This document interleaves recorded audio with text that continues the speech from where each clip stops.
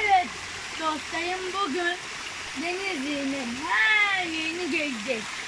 Denizli küçük bir il zannetseniz Denizli'nin doğa merkezleri. Yani diğer illere göre, bana göre. Bugün arkadaşlar İsrafil Deresi'ndeyiz.